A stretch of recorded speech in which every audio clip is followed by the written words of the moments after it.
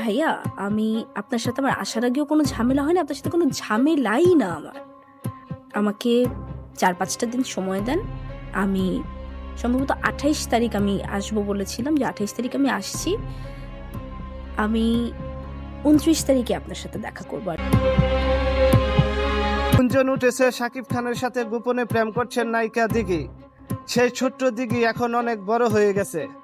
যাকে এক সময় চাচ্চু ডেকেছিল, তার সাথে এখন আমেরিকায় একান্ত সময় কাটায় এই নায়িকা। দিঘি বলেন, শাকিব একদিন আমাকে ফোন করে বলেন, তোমার ভিসা লাগিয়ে দিয়েছি, একটু আমেরিকায় আসো, তোমার সাথে কিছু কথা আছে।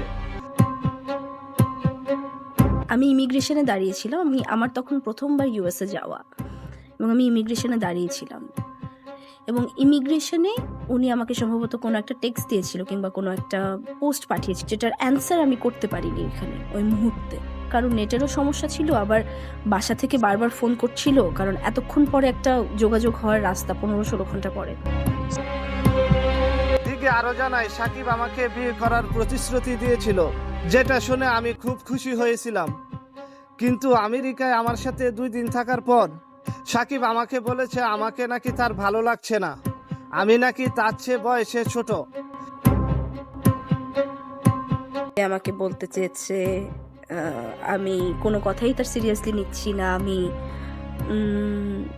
তাকে রিপ্লাই করিনি। তো তাকে আমি বুঝালাম যে আসলে রিপ্লাইটা কেন আমি করতে পারিনি, এবং আপনাকে আমি যখন সময় পেয়েছি আপনার সাথে আমি কথা বলেছি, এবং আপনি যখন আমাকে লিখলেন আমি কবে ব্যাক করব সেই ডেটটাও আমি আপনাকে জানিয়েছি। সবশেষে দিঘি বলেন, শাকিব খানকে পাশে পেয়ে আমি খুব বেশি খুশি ছিলাম। আমি ভাবতেও পারিনি সে আমার সাথে এভাবে প্রতারণা করবে।